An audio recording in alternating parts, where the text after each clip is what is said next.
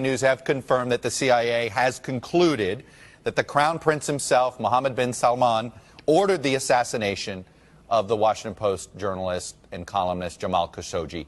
Do you accept that assessment?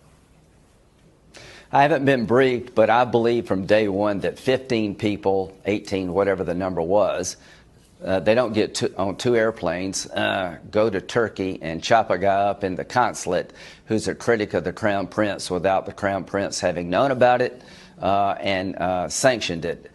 If you know anything about Saudi Arabia and anything about MBS, the fact that he didn't know about it is impossible for me to believe. If he is going to be the face and the voice of Saudi Arabia going forward, I think the kingdom will have a hard time on the world stage. They're an important ally, but when it comes to the Crown Prince, he's irrational, he's unhinged, and I think he's done a lot of damage to the relationship between the United States and Saudi Arabia, and I have no intention of working with him ever again. All right, well, the president seems hesitant to name MBS, which is what he's affectionately known, using Mohammed bin Salman there for viewers. Yeah.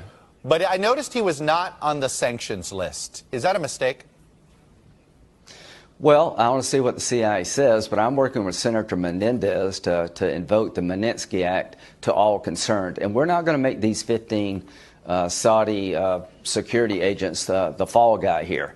I'm going to do whatever I can to place blame where I believe it lies. I'm going to put it at the feet of the Crown Prince, who has been a destructive force in the Mideast. He embargoed Qatar without telling anybody. This war in Yemen's got completely out of control. He put the Prime Minister of Lebanon under house arrest.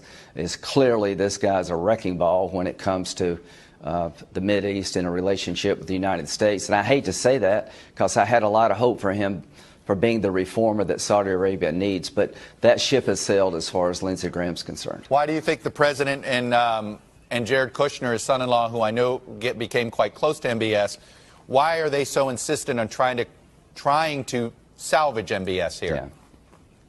Well, I think it's an important relationship, and I'm not telling Saudi Arabia who to make Crown Prince or who to put in charge of their country. It's up to them. I am trying to tell them and the world that when it comes to the Crown Prince that exists today, I think he has shown a lack of appreciation for the relationship. Right. He's stepped all over our values. He's put us in a box, and I'll leave it up to the president to find out how to handle Saudi Arabia from the executive branch side. From the legislative branch side, we're going to do as much as we can, as hard as we can, to send a signal to the world. This is not the way we expect an ally to act. What happened in Turkey violates every norm of civilized society, and it will not stand. And if John McCain were alive today, he'd be the first one saying that. The Crown Prince's brother is, of course, the ambassador to the United States.